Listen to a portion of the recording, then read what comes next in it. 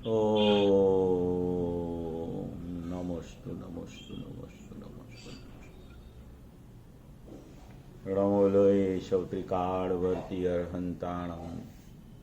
णमोलोये शौत्रिकाड़वर्ती शीताणम। णमोलोये शौत्रिकाड़वर्ती आयर्याणम। णमोलोये शौत्रिकाड़वर्ती उच्चायाणम। णमोलोये शौत्रिकाड़वर्ती शवशाहुनम। ओंकार बिंदु संयुक्तम नित्यम ध्यायन्ति योगिना। कामदम मोक्षदम चैव ओंकाराय नमो नमः। मंगलम भगवान वीरो मंगलम गौतमो गणी। मंगलम कुंकुंदार्यो जैन धर्मोस्तु मंगलम। सर्वमंगल मांगल्यम सर्वकल्याण कारकम। प्रधानम सर्वधर्माणं जैनम जयतु शासनम। नमः शमैशाराय स्वानुभूत्या चकाशते। चिस्वभावाय भावाय सर्वभावांतरच्छिदे। एगो में शाश्वतो अप्पा ज्ञान दर्शन लखणो। शेषा में बाहिरा भावा सव्वे संयोग लखणा। मारो सुशाश्वत एक दर्शन ज्ञान लक्षण जीव छे। बाकी बधा संयोग लक्षण भाव मुझથી બાહ્ય છે। હું એક શુદ્ધ સદા અરૂપી જ્ઞાન દર્શનમય ખરે। કઈ અન્ય તે મારું જરી પરમાણુ માત્ર નથી અરે। જે જાણતો હંતને ગુણ દ્રવ્યને પર્યાયપણે। તે જીવ જાણે આત્મને તસુ મોહ પામે લઈ ખરે। નથી અપ્રમત કે પ્રમત નથી જે એક જ્ઞાયક ભાવ છે। એ રીત શુદ્ધ કથાય ને જે જ્ઞાત તે તો તે જ છે। જમનેત્ર તેમજ જ્ઞાન નથી કારક નથી વેદ કરે। જાણે જ કર્મોદય નિર્જરા બંધ તેમજ મોક્ષને।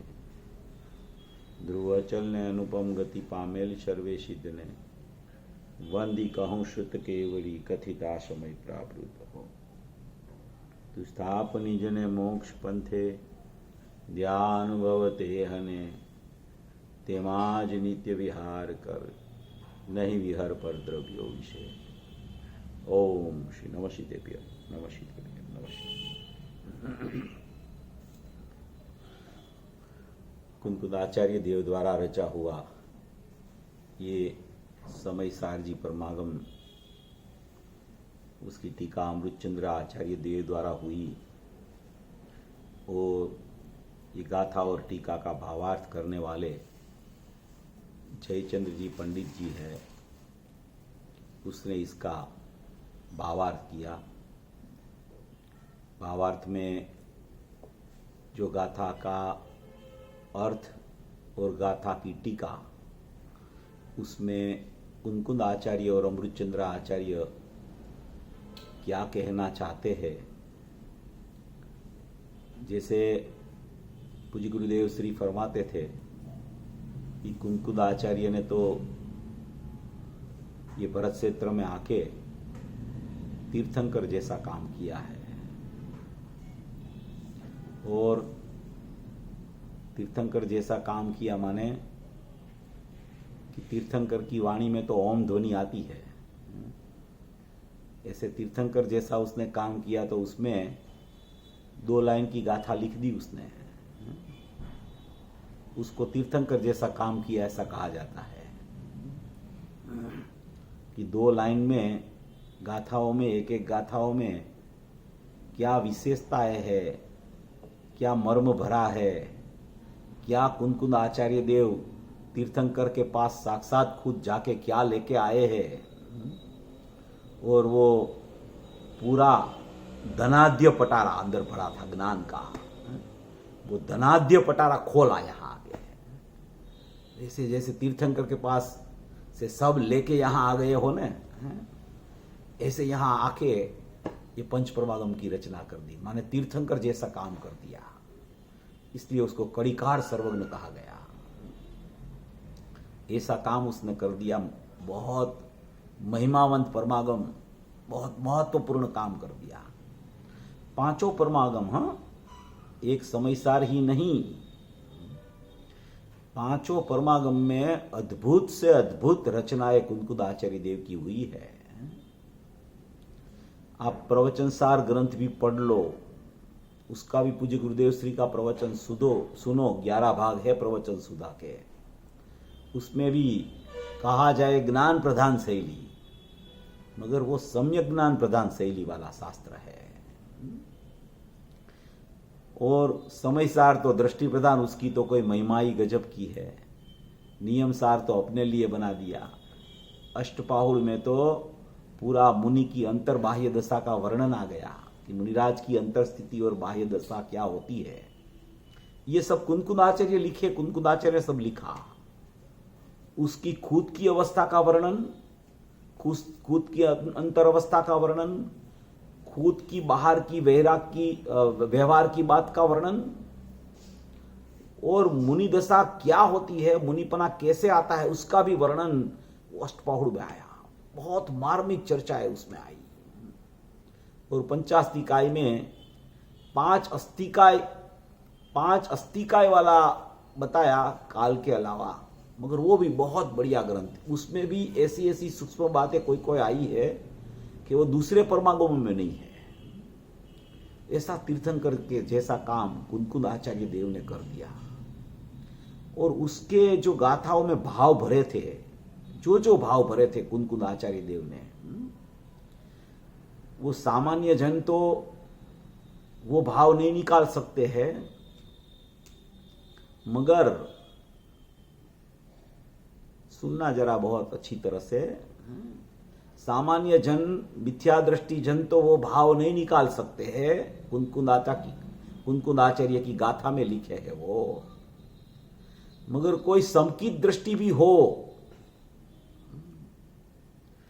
एक कसाई की चोकड़ी का अभाव वाला सम्यक दृष्टि जीव भी हो, तो भी अमृतचंद्र आचार्य की टीका के बिना वो गाथा का मर्म, उसको भी जैसा मर्म अमृतचंद्र आचार्य ने खोला है, मुनिराज ने, 3 कसाई के अभाव वाले हमारे मुनिराज चलते फिरते सिद्ध जैसे, उसने जो खोला है अमृतचंद्र आचार्य ने, वो टीका यानी विस्तार नहीं होती तो जयचंद्र जी उससे उसके ऊपर भावार्थ भी नहीं कर सकते, वो टीका नहीं होती तो।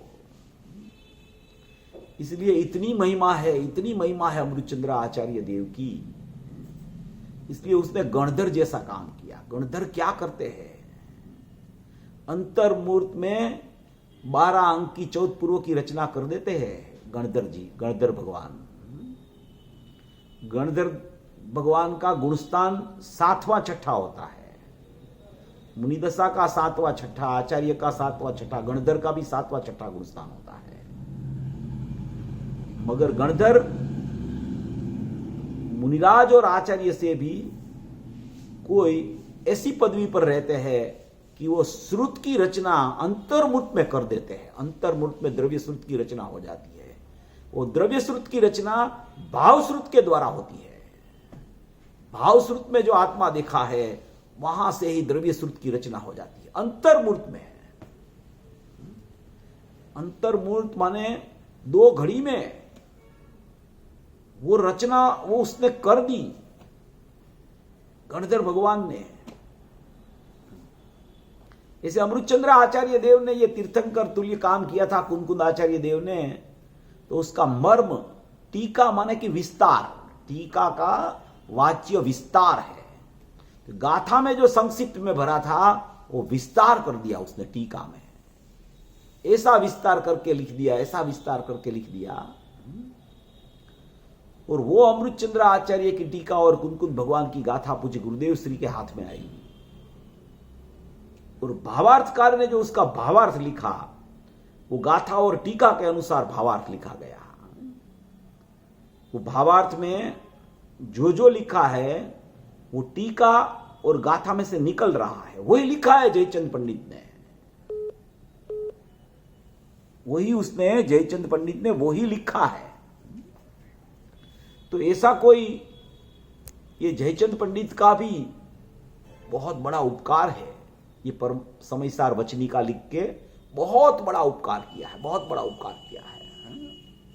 उसमें ये भावार्थ 11वीं गाथा का आया। इतना मार्मिक भावार्थ है, इतना मार्मिक भावार्थ है कि वो मार्मिक भावार्थ में पूरी बातें उसने रख दी है, पूरी बातों का उसने वर्णन रख दिया है, पूरी का टीका और गाथा का जो भाव था वो पूरा भाव उसमें उसने भर दिया है। ऐसी कोई महत्वपूर्ण भावार्थ की शैली भी महत्वपूर्ण है। जो शैली से लिखा गया है वो भी कोई गजब का है, शैली वाला वो भी गजब की शैली है। तो ये जयचंद पंडित का जो भावार्थ आया है वो पूज्य गुरुदेव श्री के प्रवचन में अपन ने सवेरे सुना था और उसके ऊपर ही अपन ने चर्चा भी की थी।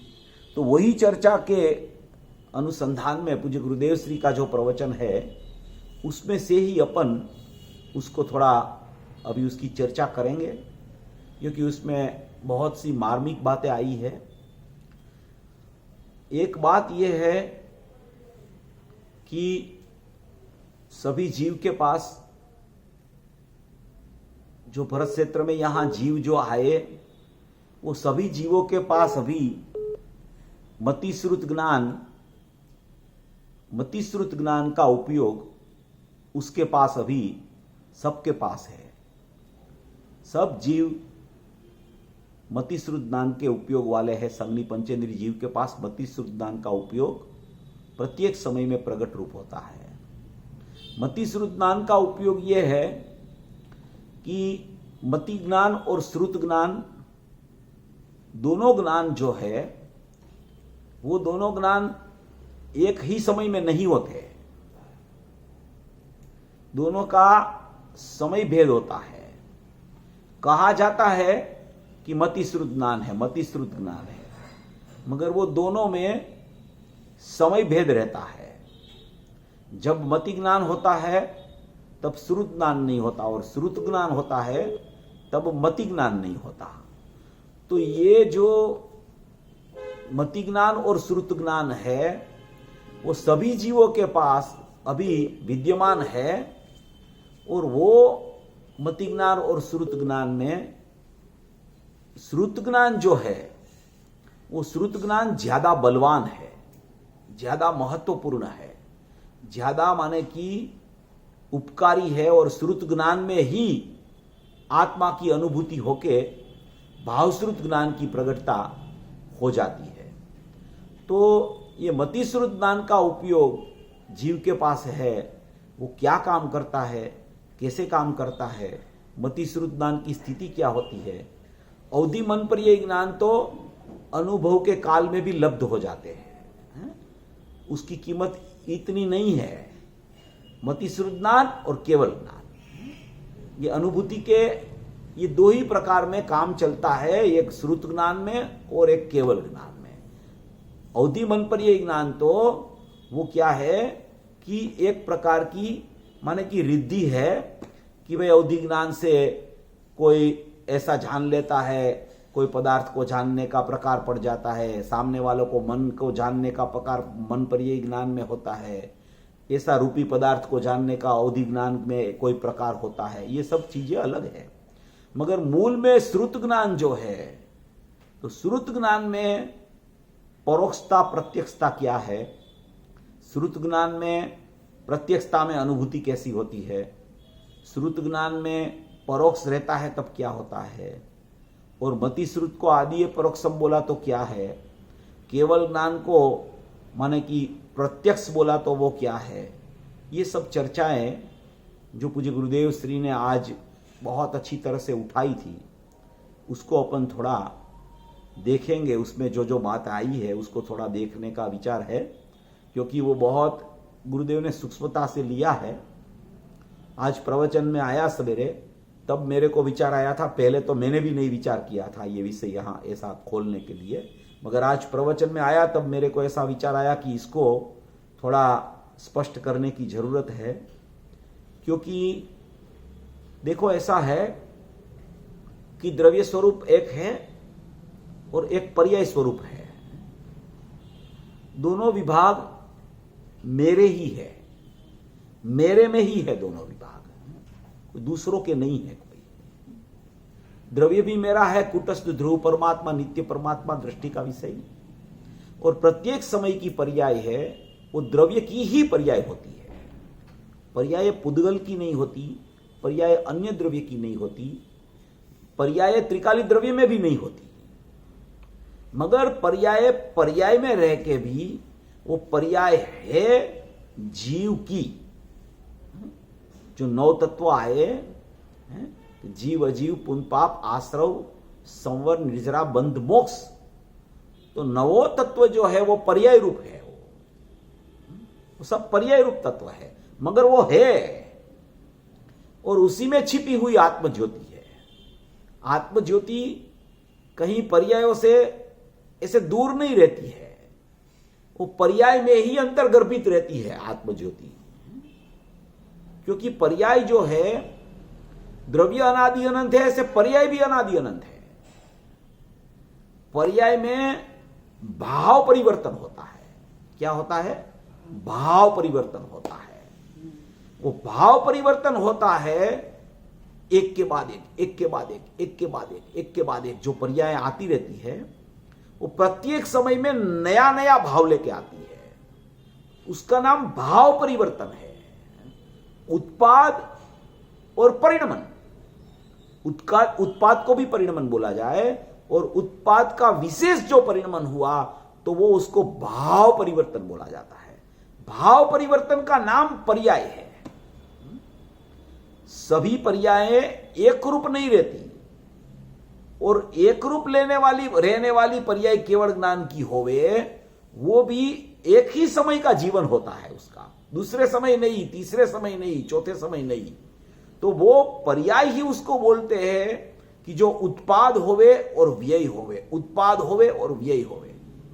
और वो उत्पाद व्यय और ध्रुव वो एक ही समय में तीनों होता है। समझना थोड़ा ध्यान से।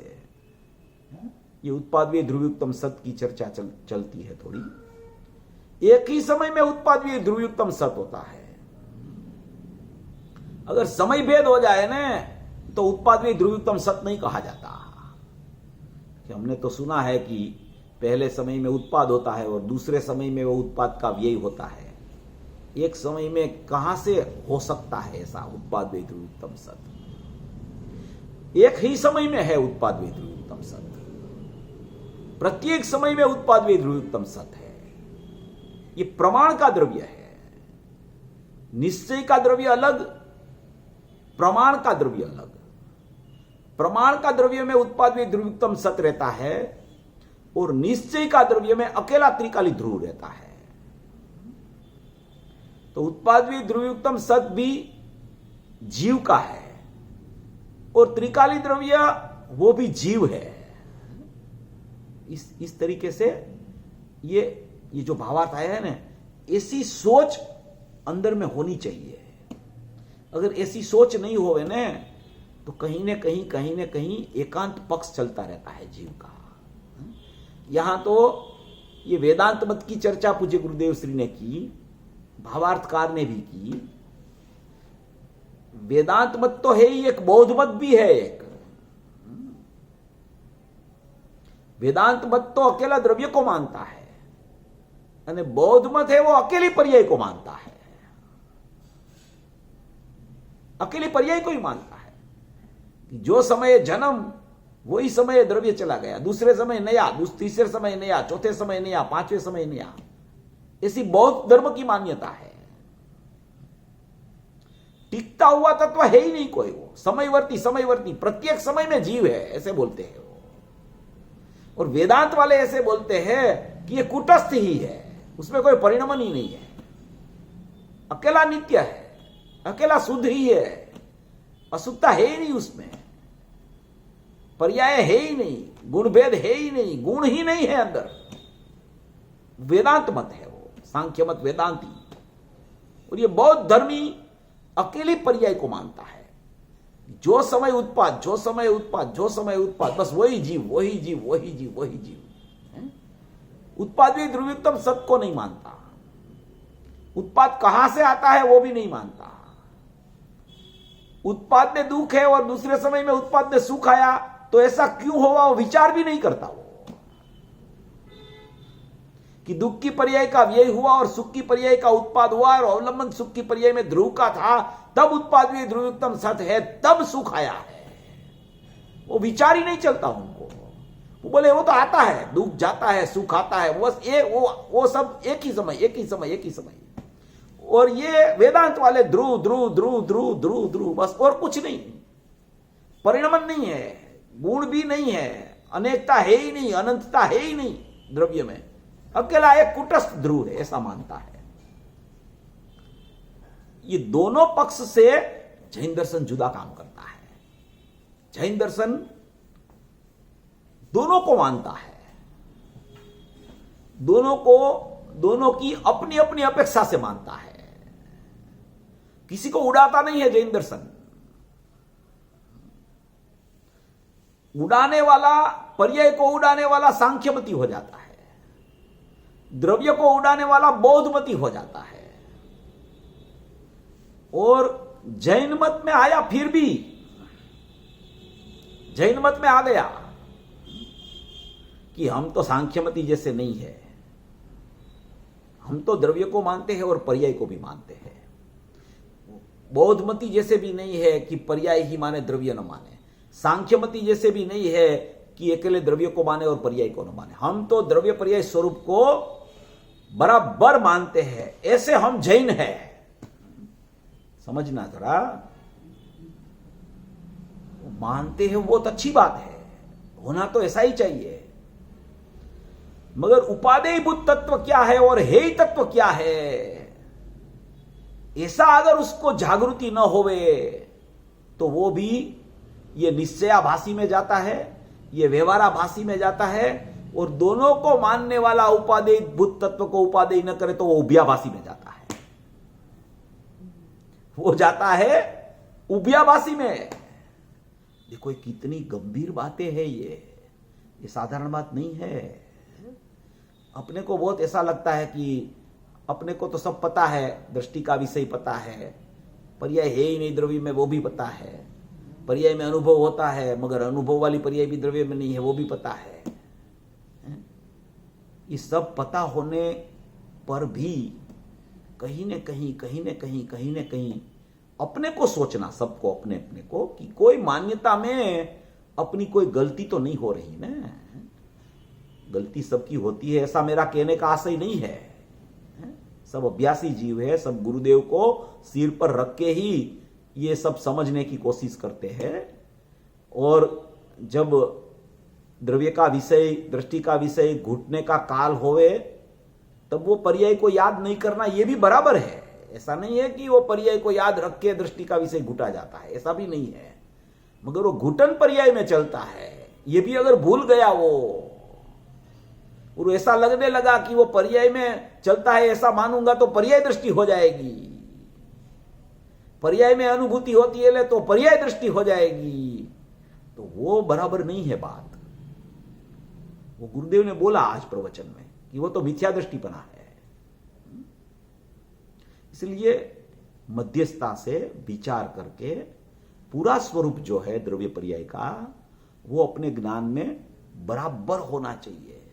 कि वर्तमान पर्याय में जब उत्पाद होता है कोई भी परिणाम का, तो उसी समय वही उत्पाद में पूर्व पर्याय का व्यय छिपा हुआ है, और वही उत्पाद माने कि उसका मटेरियल ध्रुव का ही मटेरियल है, इसलिए वो ध्रुव भी वहां छिपा हुआ है। जैसे मिट्टी से अपन विचार करें, ये प्रवचन सार में बहुत आता है, मैंने लिया था ना प्रवचन सार अभी ये शिविर में, शिखर जी शिविर में, इसलिए ये थोड़ा प्रकरण याद आ गया। मिट्टी का दृष्टांत से कहते हैं कि मिट्टी है, मिट्टी वो तो द्रव्य है। अभी द्रव्य, मिट्टी तो कायम रहती है, वो तो कभी कहीं जाती ही नहीं है। जितनी मिट्टी है, जैसी मिट्टी है वैसी ने वैसी, जितनी है उतनी ने उतनी रहती है, उसमें कोई फर्क नहीं होता, ऐसी ने ऐसी मिट्टी रहती है। और जो मिट्टी का पिंड है, पिंड, वो पिंड जो मिट्टी का है वो है तो पिंडी मटेरियल, माटी का ही, मिट्टी का मटेरियल है, मगर वो पिंड का व्यय हुआ उसी समय माने कि वो कुंभ उसका उत्पाद होता है। पिंड का व्यय, कुंभ का उत्पाद, और उसमें दोनों में मिट्टी, उसको एक समय में उत्पाद व्यय ध्रुवोत्तम सत बोला जाता है। कोई समय का उत्पाद में पूर्व पर्याय का व्यय न हो ऐसा नहीं होता। व्यय के बिना कोई उत्पाद ही नहीं होता। व्यय की अपेक्षा बिना उत्पाद होने पर भी वो उत्पाद में व्यय रहता है नियम से। पिंड का व्यय न होवे तो कुंभ का उत्पाद नहीं होता, घड़े का उत्पाद नहीं होता। और वो घड़े का उत्पाद होवे उस समय भी वो घड़े का घड़ा देखो आप, उसमें तो उसमें मटेरियल मिट्टी है, तो वो ध्रुवता है उसकी। ऐसे उत्पाद भी ध्रुवोत्तम सत एक समय में है। ये जैन दर्शन ये बताता है। ये जैन दर्शन पूरा स्यादवाद वाला है। और स्यादवाद में से भी वो स्यादवाद प्रकट होता है सम्यक एकांत से। सम्यक एकांत से सम्यक अनेकांत प्रकट होता है। मगर पहले अनेकांत में से सम्यक एकांत निकालना पड़ता है। उत्पाद भी ध्रुवोत्तम सत में से पहले ध्रुव निकालना पड़ता है। अभी उत्पाद भी ध्रुवोत्तम सत को ही न माने और अकेला ध्रुव को माने तो उसकी मान्यता में गलती आ जाती है, मिथ्यात्व हो जाता है। ये यहां पूज्य गुरुदेव श्री ने आज ये जयचंद पंडित जी के भावार्थ में से ये सब पूरा निकाला। तो उसमें से ये पर्यायों में जो 5 प्रकार के पर्याय के भेद है, देखो ये गाथा में आया है भावार्थ में, मैं थोड़ा पढ़ के बताता हूं। पहले तो इतना महत्वपूर्ण प्रकरण है। देखो सबको सचमुच आत्मा चाहिए, और जिसको आत्मा चाहिए उसको अनुभूति होती है। ये प्रकरण है। सबको आत्मा चाहिए। आत्मा चाहिए माने आत्मा चाहिए इसलिए ऐसा नहीं समझना कि मैं आत्मा ही हूं, चाहिए क्या, नाम की चीज क्या है, ऐसा नहीं होता है। आत्मा हो मगर अभी प्रत्यक्ष वेदन नहीं हुआ है इसलिए चाहिए ऐसा भी बोला जाता है। भाषा में हमेशा भेद से बात आती है। गणधर भगवान हो ना, गणधर भगवान भी तो भी भेद करके ही समझाना पड़ता है उसको। अभेद अभेद अभेद कहता रहे ना तो सामने वाला समझता नहीं है। उसको भेद करके समझाना पड़ता है, और भेद करके समझा के अभेद का उसको महिमा बता के अभेद में ले जाना है उसको। ये शैली है पूरी जिनागम की, ज्ञानियों की यही शैली है। तो इसीलिए सबको आत्मा चाहिए, और आत्मा जिसको चाहिए उसको नियम से अनुभूति होती है। जिसको आत्मा मिलता है उसको, जब तक अनुभूति नहीं होती तब तक समझ लेना कि मैं बोलता हूं आत्मा आत्मा, भगवान आत्मा, त्रिकाली ध्रुव, परमात्मा स्वरूप, ये सब बोलता हूं, मगर अनुभूति नहीं है तो आत्मा नहीं है उसके पास। ये तो गुरुदेव ने बहुत बार अपने को समझाया है, सबको मालूम भी है। तो ये यहां जो 11वीं गाथा की चर्चा अपनी चल रही है, 11वीं गाथा का भावार्थ है, पर हरिगीत पढ़ते हैं थोड़ा, फिर भावार्थ ले लेते हैं। व्यवहार नय अभूतार्थ दर्शित सुदनय भूतार्थ है। भूतार्थ आश्रित आत्मा सदृष्टि निश्चय हो यह। अभी ये भावार्थ है। भावार्थ में क्या कहना चाहते हैं कि यहाँ व्यवहार नहीं को अभूतार्थ और शुद्ध नहीं को भूतार्थ कहा है। जिसका विषय विद्यमान न हो, असत्यार्थ हो, उसे अभूतार्थ कहते हैं। व्यवहार नहीं को अभूतार्थ कहने का आशय यह है कि शुद्ध नहीं का विषय अभेद, एकाकार रूप, नित्य द्रव्य है। उसकी दृष्टि में भेद दिखाई नहीं देता, इसलिए उसकी दृष्टि में भेद अविद्यमान असत्यार्थ ही कहना चाहिए। सभी प्रकार का व्यवहार को व्यवहार नहीं को ही यहाँ अभूतार्थ कह दिया, असत्यार्थ कह दिया, और शुद्ध नहीं को यहाँ भूतार्थ कह दिया है। क्यों? कि उसका कोई विषय विद्यमान न होने से। ये चर्चा अपनी सवेरे चली थी, फिर उसमें से अपन ने वो जो पूज्य गुरुदेव श्री का प्रवचन में से जो चर्चा आई थी उसको अपन ने लिया था। व्यवहार नहीं सगड़ाए अपुदार्थ का मतलब यह है कि चारों प्रकार की जो गति है अभी, मनुष्य, देव, तिर्यंच, नारक, उसको ही जीव मान ले कि मैं मनुष्य हूं, मैं अभी मनुष्य हूं, मैं देव में जाने वाला हूं, वहां से फिर मनुष्य होने वाला हूं। सचमुच वो व्यंजन पर्याय को जीव मानता है, वो व्यवहार नहीं। जीव ऐसा नहीं है, मगर वो जीव मानता है। कोई पूछे कि तुम्हारी कौन सी गति है, तुम कौन हो? मनुष्य हूं। तुम कौन हो? मनुष्य हूं।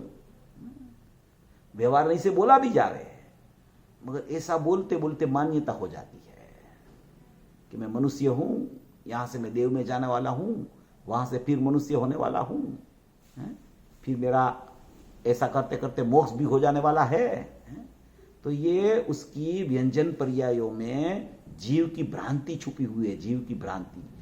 ये पता नहीं चलता है, मगर ऐसी भ्रांति चलती है।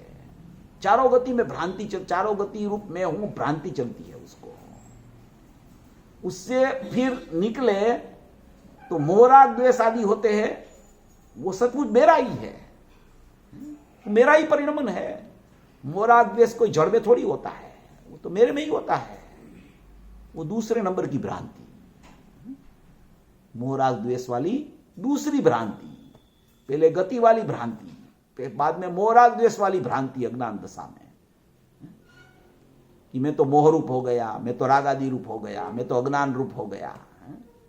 अभी मैं तो ज्ञान रूप हूं, मैं तो चैतन्य वस्तु हूं, उसको ही भूल गया, और ये भ्रांति चलने लगी। फिर उससे बाहर निकले तो ज्ञान आदि के भेद में आता है। मैं तो मति श्रुत ज्ञान वाला हूं, मुझे केवल ज्ञान होने वाला है। क्या अभी कौन सा ज्ञान है? बोले मति श्रुत ज्ञान है। क्या चाहिए, क्या होने वाला है? तो मति श्रुत आगे बढ़ के केवल हो जाएगा। ये 5 ज्ञान में मेरी स्थापना, वो भी भ्रांति, क्योंकि वो 5 ज्ञान रूप में नहीं होता। 5 ज्ञान रूप में हो जाता अगर, तो वो 5 ज्ञान स्थिर हो जाते, 5 ज्ञान ही नहीं रहते हैं।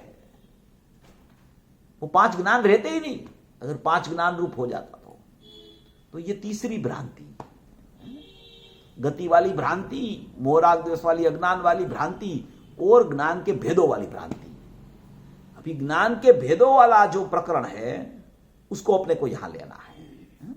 तो ज्ञान के भेद रूप तो मैं नहीं हुआ, मैं तो अखंड ज्ञान में परमात्मा हूं। असाधारण ज्ञान लक्षण है मेरा त्रिकाल, वो मैं तो त्रिकाल परमात्मा हूं, वो मैं तो ध्रुव परमात्मा हूं, वो मैं तो चैतन्य सत्ता वाला भगवान आत्मा हूं, शाश्वत परमात्मा, ज्ञायक भाव, भूतार स्वभाव, अपरिणामी तत्व, एक रूप तत्व, नित्य तत्व, अखंड तत्व, मैं तो वो हूं। ये पर्याय तो परिणमन रूप है। मति पूर्वक श्रुत, मति पूर्वक श्रुत, फिर मति, फिर श्रुत, फिर मति, फिर श्रुत, फिर मति, फिर श्रुत, ये तो चल रहा है कब से, मति श्रुत। वो पर्याय रूप में नहीं हुआ, वो पर्याय में मैं आता भी नहीं। वो पर्याय मेरे से पृथक रहती है।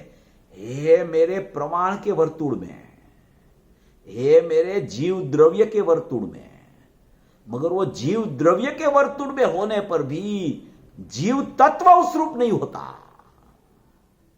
जीव द्रव्य प्रमाण का होता है, जीव तत्व निश्चय का द्रव्य होता है। तत्व, जीव तत्व, आश्रव तत्व, पुनपाप तत्व, नव तत्व, नव तत्व में छुपी हुई आत्म ज्योति वो जीव तत्व है। नव तत्व में जीव कहा, वो तो एक समय की पर्याय को कहा है। ये नव तत्व में छुपी हुई आत्म ज्योति, त्रिकाल आत्म ज्योति, शाश्वत आत्म ज्योति, वो जीव है। वो जीव कोई पर्याय रूप नहीं होता, कभी कभी नहीं होता, सीधी दशा में नहीं होता। बीच वाली दशा तो छोड़ दो, सीधी दशा में नहीं होता। ये तो त्रिकाल सत्ता की महिमा वाली बात है। त्रिकाल सत्ता ऐसी ही बनी रही है। वही उपादेयभूत तत्व है, वही आदरणीय तत्व है, आश्रयभूत तत्व है, उसको ध्रुव तत्व कहा गया। अभी पर्याय का परिणमन, अभी पर्याय का परिणमन में अभी मति श्रुत का उपयोग चल रहा है। अभी आया ना यहां मति श्रुत की चर्चा चल रही थी, श्रुत ज्ञान की, अपन उसको देखते हैं। मति श्रुत ज्ञान का उपयोग सब जीवों के पास है। जब जीव को अपना ज्ञायक का महिमा आता है, अपरिणामी तत्व का महिमा आता है, भूतार्थ स्वभाव का महिमा आता है, और महिमा पूर्वक वहां रुचि चलने लगती है, और रुचि चल के बाहर की रुचि उड़ जाती है। अंदर का महिमा आता है तो बाहर की रुचि मंद हो जाती है, और महिमा पूर्वक की अंदर की रुचि लगती है तो बाहर की रुचि उड़ने लगती है, उड़ ही जाती है समझो। रुचि अंदर में प्रगाढ़ रूप से वर्तने लगती है, प्रगाढ़ रूप से वर्तने लगती है, तब वो मतिश्रुत ज्ञान का उपयोग है, वो उपयोग वो रुचि के साथ अंदर चलने लगता है, तब उसको वो मतिश्रुत ज्ञान का उपयोग है। वो मतिश्रुत ज्ञान का उपयोग में से भावश्रुत ज्ञान प्रकट होता है श्रुत ज्ञान में से, और वो भावश्रुत ज्ञान में आत्मा का प्रत्यक्ष अनुभव होता है, आत्मा का प्रत्यक्ष अनुभव होता है। प्रत्यक्ष अनुभव श्रुत ज्ञान में होता है। मतिश्रुत ज्ञान की ऐसी स्थिति होती है कि दृष्टांत आया है एक शास्त्र में कि कौवे की पुतली होती है ना, कौवे की पुतली, कौवा की आंख होती है, वो आंख में पुतली होती है, वो एक ही होती है, मगर वो ऐसे हिलती है, ऐसे हिलती है, ऐसे हिलती है कि आप उसको पकड़ नहीं पाओ, आपको दो आंख लगती है। वो आंख एक है, उसकी पुतली एक है, की बोलते की एक है। वो लगता ऐसा है कि दो है। क्यों ऐसा लगता है? इतनी स्पीडी फिरती है वो पुतली, पता नहीं चले कि ये दो है कि एक है। ऐसे ये मतिश्रुत ज्ञान का काम है, ऐसे फिरता रहता है, ऐसे फिरता रहता है। वो छद्मस्त का ज्ञान पकड़ नहीं पाता कि अभी श्रुत ज्ञान चल रहा है कि मति ज्ञान चल रहा है, वो पकड़ नहीं पाता उसको। वो केवली के ज्ञान में होता है कि ये जीव को अभी मति ज्ञान चल रहा है, ये जीव को अभी श्रुत ज्ञान चल रहा है। मगर थोड़ा विचार करके अपन सोचे तो थोड़ा ख्याल में भी आ सकता है, थोड़ा ख्याल में आ सकता है। पकड़ में नहीं आता, ख्याल में आ सकता है। इसमें बहुत मर्म है। पकड़ में नहीं आता कि ये मति ज्ञान चल रहा है, ये श्रुत ज्ञान चल रहा है, वो पकड़ नहीं सकता उसको, मगर थोड़ा उसको ख्याल में आया कि हाँ ये मति ज्ञान है, ये श्रुत ज्ञान है। मति ज्ञान किसे बोलते हैं? कि शास्त्र को पढ़ना है, कोई प्रवचन सुनना, गुरुदेव का प्रवचन सुनना, शास्त्र को पढ़ना, भगवान का वंदन करने जाना, ये सब मति ज्ञान का उपयोग का काम है। अभी वो शास्त्र पढ़ते पढ़ते ये यहां लिखा है कि भावश्रुत ज्ञान में आत्मा का प्रत्यक्ष अनुभव होता है, तो वो पढ़ा, वो मति ज्ञान है। और विचार किया, फिर वो उस समय विचार विकल्प पूर्वक चला, तो वो विचार आया, वो विचार है, वो श्रुत ज्ञान का परिणमन है। उसमें नयों के विकल्प खड़े होते हैं। विकल्पात्मक विचार को श्रुत ज्ञान बोला जाता है, वो श्रुत ज्ञान का परिणाम है। इंद्रिय से परिणमन जो होता है वो मति ज्ञान का प्रकार है, और वो पढ़ के, सुन के, वंदन करके भगवान का विचार में डूबना, उसका नाम श्रुत ज्ञान का परिणमन है। तो ऐसे मति श्रुत ज्ञान का उपयोग प्रत्येक समय में फिरता फिरता फिरता फिरता फिरता चलता है। मति ज्ञान श्रुत ज्ञान, मति ज्ञान श्रुत ज्ञान, मति ज्ञान श्रुत ज्ञान।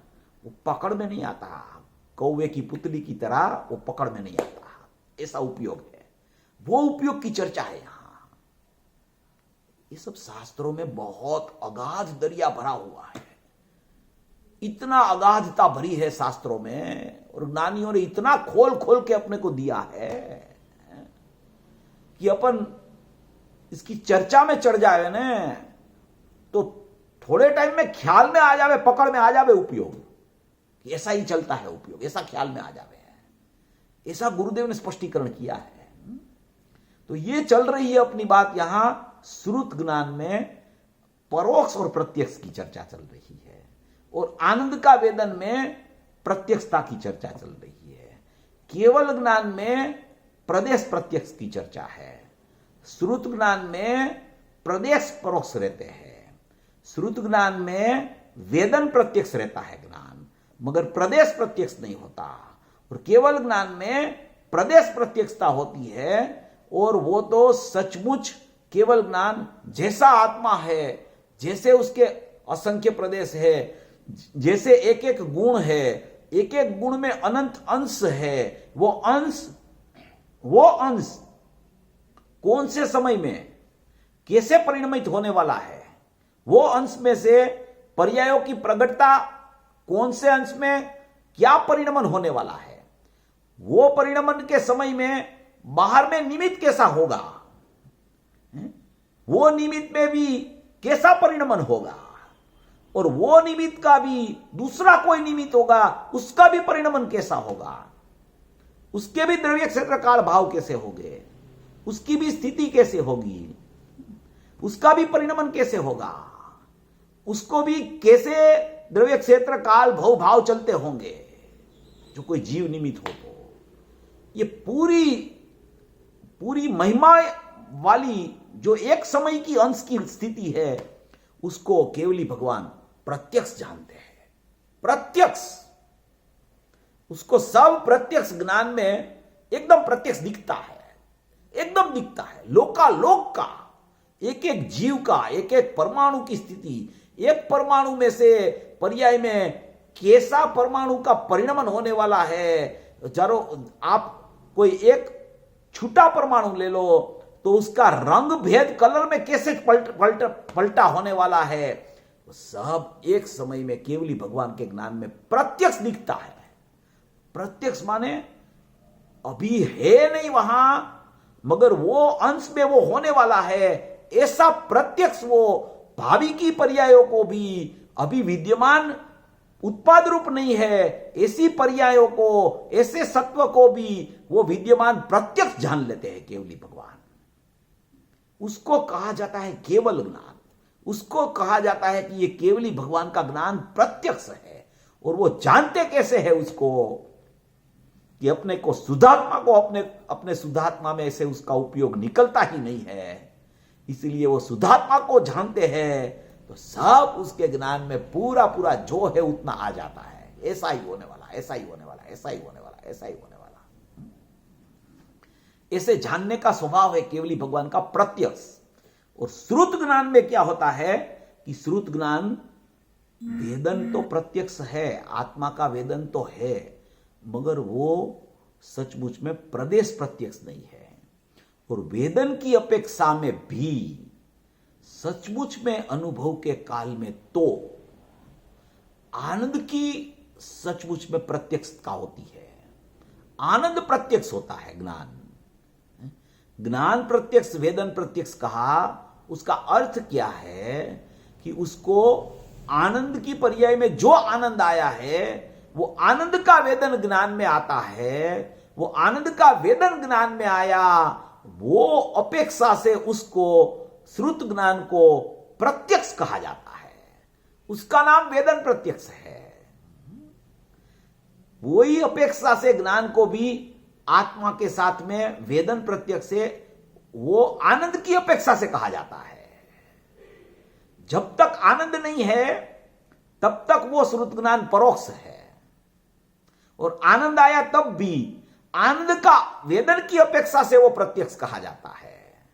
आत्मा का प्रदेश नहीं देख सकता श्रुत ज्ञान, ताकत ही नहीं है उसमें छद्मस्त के ज्ञान में प्रदेश देखने की, वो केवल ज्ञान की ताकत है। ये यहां पूरा प्रकरण पूज्य गुरुदेव श्री ने खोल के बताया कि ज्ञान मति श्रुत का उपयोग, वो तत्वार्थ सूत्र में आया आदि परोक्षम, तो वो एकदम सही है, वो आदि परोक्षम ही है, मगर वेदन के काल में उसको प्रत्यक्ष बोला जाता है। वेदन के काल में प्रत्यक्ष माने असंख्य प्रदेश की प्रत्यक्षता नहीं है। प्रत्यक्ष का अर्थ आनंद का वेदन है, उस अपेक्षा से वो प्रत्यक्ष है। नायक के प्रदेश नहीं दिखते, उस अपेक्षा से वो परोक्ष है उस समय में। और वेदन आया है आनंद का, उस अपेक्षा से उस समय में वो प्रत्यक्ष है। ऐसी श्रुत ज्ञान की महिमा है, ऐसी श्रुत ज्ञान। वो श्रुत ज्ञान केवल ज्ञान का अवयव है, अवयवी का अवयव है। अनुभूति वाला श्रुत ज्ञान अवयवी का अवयव है।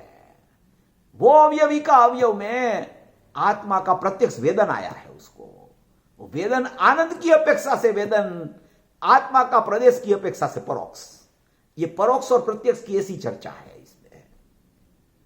आनंद आया, उस अपेक्षा से वो श्रुत ज्ञान को प्रत्यक्ष कहा गया। आत्मा का प्रदेश नहीं दिखता, उस अपेक्षा से उसको परोक्ष कहा गया। तो जो शास्त्र में आया है वो शास्त्र में कोई ऐसे न ऐसे नहीं लिख देते उमा स्वामी भगवान कि आदि ये परोक्षम लिख दिया, तो वो परोक्ष तो नहीं है। ज्ञान तो भाई प्रत्यक्ष ही होता है ना, ज्ञान थोड़ी परोक्ष होता है आत्मा से। प्रत्यक्ष ही है, आत्मा भी प्रत्यक्ष, ज्ञान भी प्रत्यक्ष नहीं है ऐसा भैया। ज्ञान के दो भेद पड़ते हैं, परोक्ष और प्रत्यक्ष। परोक्ष केवल ज्ञान जब तक नहीं होवे तब तक वो परोक्ष रहता है, केवल ज्ञान के काल में वो प्रत्यक्ष होता है। क्षयोपशम ज्ञान परोक्ष रहता है, क्षायिक ज्ञान प्रत्यक्ष होता है। ज्ञान के दो भेद, क्षयोपशम और क्षायिक। ज्ञान में उपशम नहीं होता, श्रद्धा की चर्चा में उपशम आता है। ज्ञान में क्षयोपशम और क्षायिक दो ही आते हैं।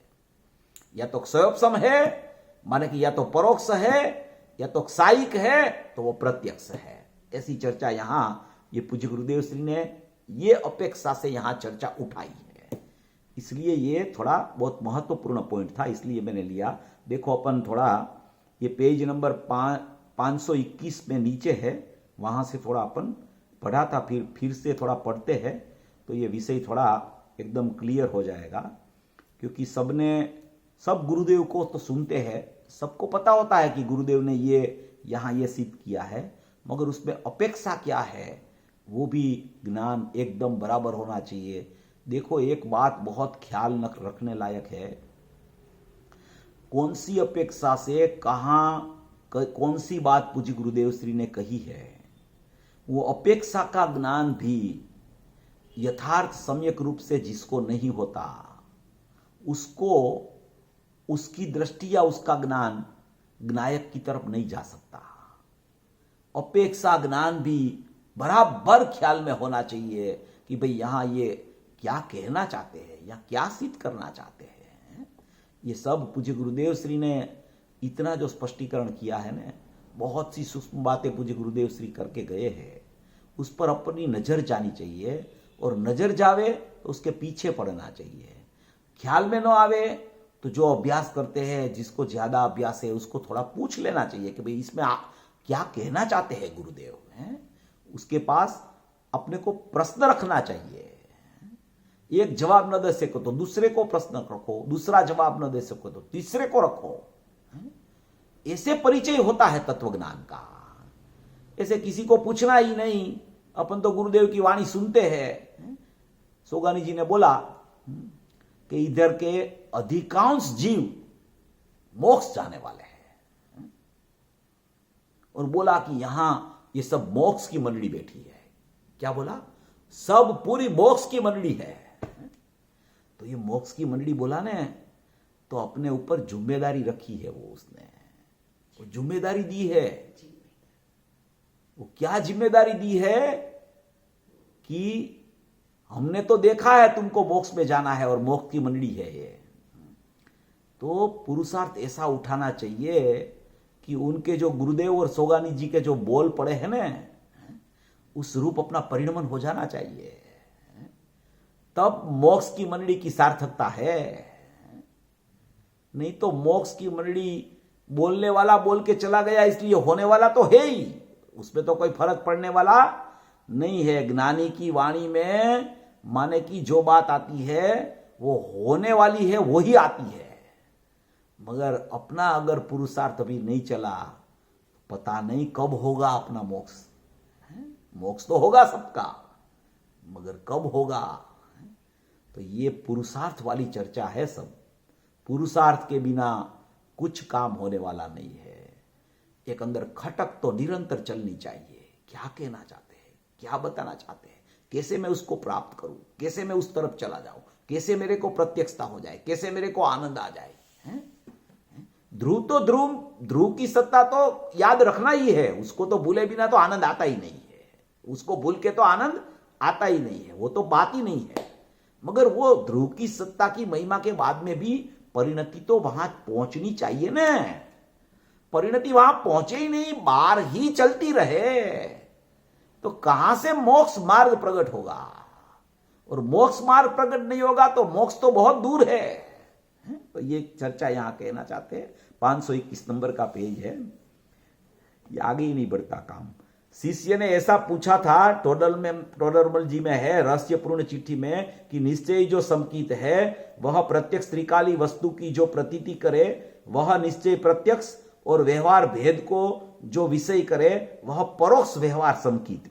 तुम कहते हो ऐसा है ही नहीं, संकीत के दो भेद निश्चय प्रत्यक्ष और व्यवहार परोक्ष, दो भेद आत्मा के ज्ञान के अलावा प्रत्यक्ष और परोक्ष, ऐसे दो भेद दूसरे किसी गुण के हो ही नहीं सकते। संकीत में कोई निश्चय और व्यवहार ऐसे दो भेद नहीं होते हैं, ज्ञान में प्रत्यक्ष और परोक्ष के भेद है, ये कहना चाहते हैं। समझ में आया? तो आनंद को तो प्रत्यक्ष कहा है ना वहां, आनंद को तो वहां प्रत्यक्ष कहा है ना, अर्थात गुरुदेव खुद ने खुद प्रश्न उठाते हैं कि आनंद को तो वहां प्रत्यक्ष कहा है ना, तो अर्थात कि जिसे स्वयं वेदता है उस अपेक्षा से वो प्रत्यक्ष, यह वस्तु कहीं ज्ञान का विषय नहीं, ज्ञान है यह तो प्रत्यक्ष और परोक्ष है। यह वस्तु कहीं ज्ञान का विषय नहीं, माने ये आनंद आया वो ज्ञान का विषय नहीं है, वो आनंद है वो भी ज्ञान का विषय नहीं है। ज्ञान है यह तो प्रत्यक्ष और परोक्ष है। अब इसके प्रकार सूक्ष्म बापा, बहुत अधिक भेद, आनंद का बहुत अधिक भेद, उसके प्रकार बहुत सूक्ष्म, बहुत अधिक भेद। आनंद का वेदन है यह स्वयं वेदता है, वह कोई दूसरा वेदता है ऐसा नहीं है। आनंद का वेदन है वो स्वयं वेदता है, माने आनंद की पर्याय में आनंद का वेदन आता है, उसका नाम वो स्वयं वेदता है। यह कोई दूसरा वेदता है ऐसा नहीं, इसलिए इसे प्रत्यक्ष कहा है। शेष जो कुछ प्रत्यक्ष ज्ञान का भाग है, शेष माने बाकी रहा हुआ जो प्रत्यक्ष ज्ञान का भाग है, यह आनंद का प्रत्यक्ष का भाग नहीं।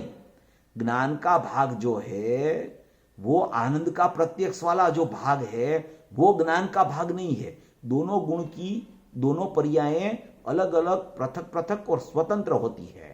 आनंद की पर्याय में आनंद आया वो ज्ञान का भाग नहीं है। ज्ञान में जो ज्ञान हुआ अतीन्द्रिय वो ज्ञान का भाग है। आनंद की पर्याय में आनंद आया वो आनंद का भाग है। देखो इसकी पूज्य गुरुदेव श्री की बातों में भी एक पर्याय और दूसरी पर्याय को भिन्न रखने की स्थिति चलती रहती है। क्यों ऐसे भिन्न रखने की स्थिति पर्यायों में है? कि गुण भिन्न है अंदर, ज्ञान गुण भिन्न है, आनंद गुण भिन्न है, इसलिए पर्याय भी उसकी भिन्न भिन्न रहती है। सब एक नहीं है, गुणभेद भी है अंदर में, लक्षण से गुणभेद भी है अंदर में। गुणी में लक्षण से गुणभेद की जुदाई है, गुणी अभेद है, ऐसा कहना चाहते हैं। शेष जो कुछ प्रत्यक्ष ज्ञान का भाग है यह आनंद का प्रत्यक्ष भाग नहीं। आहा, समझ में आया? सूक्ष्म बात है, इससे भी आगे है। अभी गुरुदेव कहते हैं इससे भी आगे है। जिस श्रुत ज्ञान को प्रत्यक्ष कहा, इस श्रुत ज्ञान को भी ज्ञान का प्रत्यक्ष भेद कहा। देखो, जिस श्रुत ज्ञान को प्रत्यक्ष कहा उस श्रुत ज्ञान को भी ज्ञान का प्रत्यक्ष भेद कहा। ज्ञान का प्रत्यक्ष भेद कहा, उसका मतलब क्या है? बोलते हैं गुरुदेव, जिस श्रुत ज्ञान को प्रत्यक्ष कहा उस श्रुत ज्ञान को भी ज्ञान का प्रत्यक्ष भेद कहा। यह भी पूरे आत्मा के पूरे असंख्य प्रदेश और आकार को कुछ ऐसे जानता नहीं। पूरे प्रदेश और पूरे आकार को वो श्रुत ज्ञान जानता नहीं, इसलिए उसको भी सचमुच में परोक्ष यहां कहने में आया है। प्रत्यक्ष भेद कहा, भेद कहा माने कि उसका मतलब कि वो श्रुत ज्ञान का भेद हो गया। इसके लिए असंख्य प्रदेश और आकार को कुछ ऐसे जानता नहीं। श्रोता पूछता है कि अनुभव प्रत्यक्ष है, तो क्या अनुभव का अर्थ? देखो, अनुभव में तो प्रत्यक्ष है श्रुत ज्ञान, ऐसा अनुभव तो प्रत्यक्ष होता है श्रुत ज्ञान में, ऐसा प्रश्न किया श्रोता ने। वो सुना होता है ना, ये सुना होता है और अप्लाई करना, उसमें बहुत अंतर है। किसी को भी पूछो तो बोलेंगे कि श्रुत ज्ञान तो प्रत्यक्ष है, केवल ज्ञान तो प्रदेश प्रत्यक्ष है, श्रुत ज्ञान वेदन प्रत्यक्ष है। तो वेदन प्रत्यक्ष का अर्थ क्या और श्रुत ज्ञान परोक्ष है, उसका अर्थ क्या? और केवल ज्ञान प्रत्यक्ष से उसका अर्थ क्या, और आनंद आया उसका अर्थ क्या, ये सब मार्मिक बात है यहां पे। देखो कहते हैं, श्रोता बोलते अनुभव प्रत्यक्ष है, तो अनुभव का अर्थ आनंद का वेदन प्रत्यक्ष है, आनंद का वेदन प्रत्यक्ष है। अनुभव का अर्थ उसके लिए बताते हैं कि आनंद का वेदन प्रत्यक्ष है। प्रत्यक्ष अर्थात स्वयं वेदता है। प्रत्यक्ष और परोक्ष का भेद यह आनंद का भेद नहीं है। आनंद को स्वयं को आनंद ने वेदा, ज्ञान में भी आनंद प्रकट हुआ, वो ज्ञान का आनंद है, मगर वहां आनंद की पर्याय में आनंद आया है, तो ज्ञान की पर्याय में भी वेदन आनंद का आया है। वो ज्ञान की पर्याय में आनंद का वेदन आया, वो ज्ञान आत्मा से परोक्ष है, मगर आनंद का वेदन की अपेक्षा से वो प्रत्यक्ष है, क्योंकि आनंद की पर्याय में आनंद आया है, ऐसा कहना चाहते हैं। आनंद का वेदन प्रत्यक्ष है। प्रत्यक्ष अर्थात स्वयं वेदता है। प्रत्यक्ष और परोक्ष का भेद यह आनंद का भेद नहीं। भेद प्रत्यक्ष और परोक्ष तो ज्ञान का भेद है, प्रत्यक्ष और परोक्ष का भेद तो ज्ञान का भेद है। आनंद में तो प्रत्यक्षता होती है। अभी इसमें एक सूक्ष्म बात है, परंतु बहुत सूक्ष्म हो गई। गुरुदेव कहते हैं एक सूक्ष्म बात है, मगर यह बात तो बहुत सूक्ष्म हो गई। ये गुरुदेव को क्या होता होगा ये बोलते होते हुए, कैसे वो बोलते होंगे, कैसे अंदर श्रुत ज्ञान में उसको प्रत्यक्ष परोक्ष दिखता होगा, कैसे आनंद की प्रत्यक्षता उसको दिखती होगी, कैसे आनंद का वेदन ज्ञान में आता होगा तो बोलते होंगे कि ये ज्ञान प्रत्यक्ष है, और कैसे प्रदेश नहीं दिखते हैं तो बोलते होंगे कि ये तो सचमुच में परोक्ष है, केवल ज्ञान प्रत्यक्ष है। क्या होता होगा गुरुदेव को ये प्रवचन देने के टाइम में। अपन अंदर में ऐसा विचार करे ज्ञान में कि गुरुदेव बैठे हैं और गुरुदेव का ये प्रवचन चल रहा है, उस समय हम सुनते हैं, तो गुरुदेव को क्या होता होगा ये कहते हैं। श्रुत ज्ञान उसका कैसे काम करता होगा, भाव श्रुत ज्ञान कैसे बन जाता होगा, आनंद का वेदन ज्ञान में कैसे आता होगा, और ज्ञान आत्मा के साथ भी अभेदों के परिणमता है, फिर भी उसका प्रत्यक्ष उसको प्रदेश क्यों नहीं दिखता होगा, और आनंद का वेदन ही क्यों आता होगा। ऐसा विचार करें न तो उपयोग है न, अपना उपयोग। ऐसा विचार करते करते करते करते उपयोग अपने आत्मा में भी चला जाए। ऐसी ये चर्चा गुरुदेव ने रखी है यहां। अपना श्रुत ज्ञान है, सचमुच में तो अपना ज्ञान है, वो ज्ञान श्रुत रूप परिणमता है, तो वो ज्ञान परिणमन हुआ तो श्रुत की जगह वो भाव श्रुत में परिणमित हो जाए। ऐसी चर्चा गुरुदेव ने यहां रखी है। इसमें कोई एक सूक्ष्म बात है, परंतु बहुत सूक्ष्म हो गई। इसमें यह श्रुत ज्ञान को स्वयं प्रत्यक्ष जानता है, ऐसा कहना, देखो ये इसमें यह श्रुत ज्ञान स्वयं को प्रत्यक्ष जानता है, श्रुत ज्ञान अपने आत्मा को प्रत्यक्ष जानता है, ऐसा कहना यह प्रत्यक्षवत है। प्रत्यक्षवत है। प्रत्यक्षवत माने प्रत्यक्ष जैसा, प्रत्यक्षवत माने प्रत्यक्ष नहीं, प्रत्यक्ष जैसा है। जैसे कि उसको तो ऐसा ही हो गया कि मेरा ज्ञान प्रत्यक्ष ही है, मेरा में परोक्ष धर्म ही नहीं है, प्रत्यक्ष हो गया ऐसा लगता है उसको। क्यों? वेदन आया है। वेदन, ये वेदन से प्रमाण है सब। वेदन के बिना कुछ नहीं, वेदन के बिना पता ही नहीं चलता कुछ। आत्मिक वेदन, आनंद रूप वेदन, ज्ञान का वेदन, उसके अलावा कुछ पता नहीं चलता। इसलिए यहां कहा कि इसमें यह श्रुत ज्ञान स्वयं को प्रत्यक्ष जानता है, ऐसा कहना यह प्रत्यक्षवत है, इसलिए प्रत्यक्ष कहा है। श्रोता कहते हैं कि अन्यथा यह भी परोक्ष है, तो कि अन्यथा यह परोक्ष है, अन्यथा यह परोक्ष है। जो श्रुत ज्ञान स्वयं को जानता है वह अभी परोक्ष है, क्योंकि कारण कि श्रुत ज्ञान में कहीं असंख्य प्रदेशी आकार इत्यादि सभी को जानता नहीं, केवल ज्ञान ही एक प्रत्यक्ष है, केवल ज्ञान ही एक प्रत्यक्ष है। आहा, बहुत सूक्ष्म बात है बापू। बातें कैसी है? बहुत सूक्ष्म बातें हैं, बहुत सूक्ष्म बातें हैं। सूक्ष्मता से विचार करना चाहिए। उपयोग ऐसे आत्मा की तरफ ढलता है। ऐसे उपयोग में ज्ञायक हूं ऐसा न बोलने पर भी वो उपयोग ज्ञायक की तरफ चला जाता है। ऐसा होता है काम। ऐसी ये अनुभव की विधि की बहुत महत्वपूर्ण ये चर्चा पूज्य गुरुदेव श्री ने रखी है यहां पे।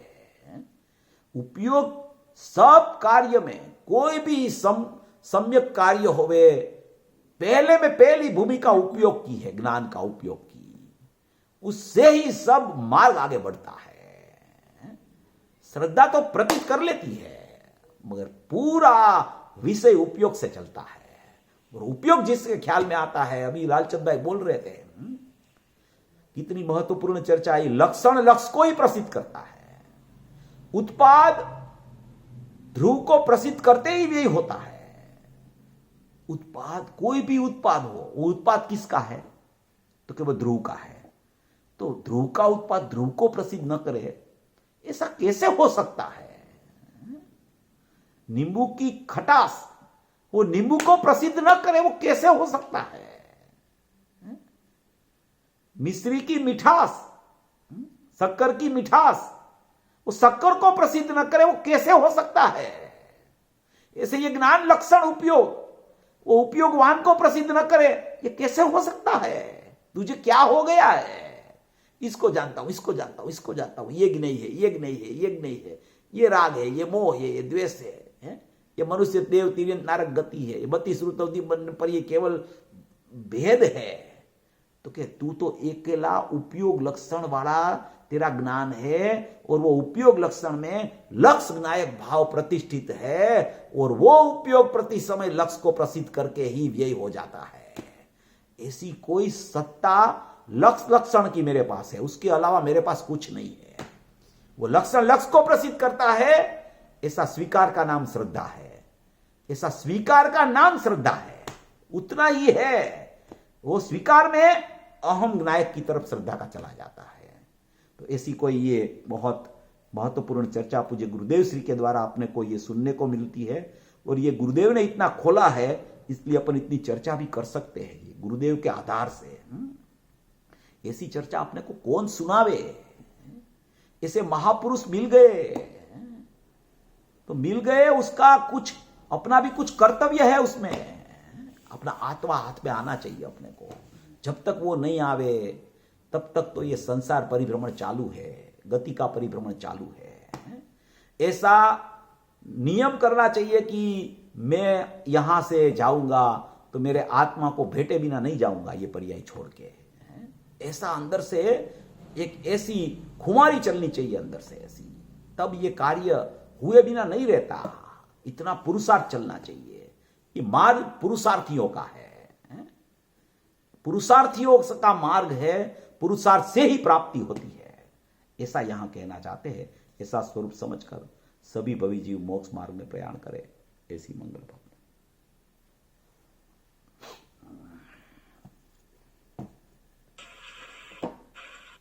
जय जिनेंद्र। किसी को अगर कुछ प्रश्न है जो जितेंद्र से करना चाहते हैं तो अपना जूम में अपना रेज हैंड कर सकते हैं।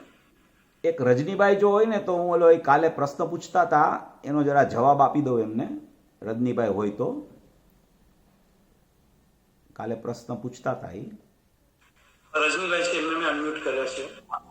હાજી ચેતનભાઈ, જય જય જય जिनेन्द्र, તમારો જે પ્રશ્ન હતો ને 439 પેજ ઉપર, હાજી એ મેં કાલે કીધું તું એમ જ છે કે ગુરુદેવે એકવાર એ પણ વાત કરેલી કે કેવડી ભગવાનની ભાષા જે આવે છે એ ભાષામાં પણ સત્ય અસત્ય મિશ્ર અને વ્યવહાર 4 પ્રકાર પડતા હોય છે। કારણ કે એ ભાષાનું પરિણમન જે નીકળે છે ને એ શ્રુત જ્ઞાન કહેવામાં આવે છે। કારણ કે સામેવાળો જીવ એનાથી શ્રુત જ્ઞાની બને છે। એટલે જ્યાં સુધી શ્રુત જ્ઞાન રૂપ પરિણમન હોય, અને શ્રુત કેવડી ભગવાનને શ્રુત જ્ઞાન નથી, એને તો કેવળ જ્ઞાન છે, એ પ્રશ્ન નથી, પણ એની ભાષા વર્ગણાનું જે પરિણમન આવે છે એ ખરેખર શ્રુત જ્ઞાનનું પરિણમન શ્રુત જ્ઞાન કહેવામાં આવે છે એને। કારણ કે એ શ્રુતથી સામેવાળો ખરેખર એને શ્રુત જ્ઞાન પ્રગટ થાય છે। તો એ જે ભાષા વર્ગણાનું પરિણમન છે એ શ્રુત જ્ઞાનની અપેક્ષાએ એ શ્રુત જ્ઞાનના પ્રકારમાં જ 4 યોગ હોય છે, કે સત્ય અસત્ય અને મિશ્ર અને વ્યવહાર, એવા 4 યોગ જ્યાં સુધી શ્રુત જ્ઞાન રહે છે ત્યાં સુધી એવા 4 યોગ એના પ્રકાર છે। એ સહયોગીના 4 પ્રકાર છે, એ અહીંયા એમ કહેવા માંગે છે. ગુરુદેવે ઉપર શ્રીમદજીનું દ્રષ્ટાંત આપ્યું છે કે ભાઈ એમ કે આ શાસ્ત્રમાં શ્રીમદજીમાં આવે છે ને લોકો આને પકડે છે કે 12મા ગુણસ્થાને શ્રુતજ્ઞાન છે એમ જણાવ્યું છે. તો કે હા ભાઈ, શ્રુતજ્ઞાન તો 4 થી 12મા સુધી હોય છે, કેવળ તો પછી સાહિક તો 13મે થાય છે. તો કે 12મા ગુણસ્થાને પણ 4 જોગ કયા છે, સત્ય, અસત્ય, મિશ્ર અને વ્યવહારે ચારેય કયા છે. એટલે એનો અર્થ કાંઈ શ્રુત જ્ઞાનનું અવલંબન થઈ જાય છે એમ નથી કહેવાનો આશય. કેવડી ભગવાનની વાણીમાં શ્રુત જ્ઞાનથી આવ્યો ઉપદેશ, તો એને શ્રુત જ્ઞાનનું અવલંબન છે કે એને શ્રુત જ્ઞાન છે એમ કહેવાનો આશય નથી હોતો. પણ જ્યાં સુધી શ્રુત જ્ઞાન હોય છે ત્યાં સુધી આવા 4 યોગ, એ યોગનું કંપન જેટલું હોય છે એ પ્રકારે એવા 4 યોગનું પરિણમન હોય છે એમ અહીંયા કહેવા માંગે છે. આની કોઈ એવી ખાસ વિશેષતા નથી, આ કોઈ પ્રયોજનભૂત વિષય નથી, પણ અહીંયા જે વિષય આવ્યો છે એનો અર્થ આમ થાય છે એમ કહેવા માંગે છે. બહુ સરસ. ઓકે. ગુરુદેવ કઈ નહોતું કહ્યું, તમે કહ્યું એટલી. ના ના, સાચી વાત છે તમારી, સાચી વાત છે. બરાબર. ગુરુદેવે એ વાત કરી છે, આ જ્યારે ઓમ ધ્વનિ છૂટે ને ત્યારે આ ગુરુદેવે આ વાત 100% કરેલી છે. મારી પાસે આધારે હશે, હું આપીશ તમને ગમે ત્યારે, કે તીર્થંકરની વાણી છૂટે એમાં સત્ય, અસત્ય, મિશ્ર અને વ્યવહાર એવા 4 પ્રકારનો ઉપદેશ આવે છે. એમ ગુરુદેવ રીતસર આ જ શબ્દ બોલેલા છે. હું તમને આપીશ આધારેનો. કઈ ગાથામાં છે યાદ નથી અત્યારે, પણ આ શબ્દ છે ગુરુદેવના. હાજી. ઓકે.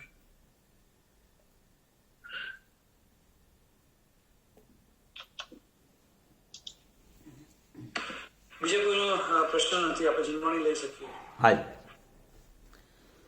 અહોપકાર જીનવરનો કુંદનો ધ્વનિ દિવ્યનો, જીન કુંદ ધ્વનિ આપ્યા, અહો આ ગુરુ કહાનનો, જીન કુંદ ધ્વનિ આપ્યા, અહો આ ગુરુરાજનો, જાવાણી કે જ્ઞાન સે સુજે લોકાલો, સોવાણી મસ્તક નમો સદા દ્વૈત હૂંડો.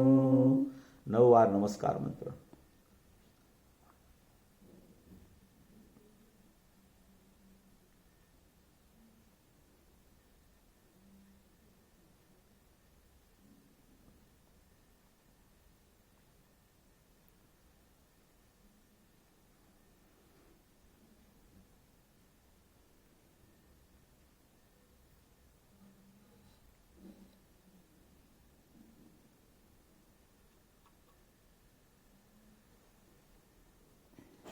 બોલો મંગલમય જીનવાણી માતનો જય હો. પરમ કૃપાળુ અનંત અનંત અનંત ઉપકારી શ્રી સદગુરુદેવનો જય હો. જય જીનેન્દ્ર. જય જિનેન્દ્ર.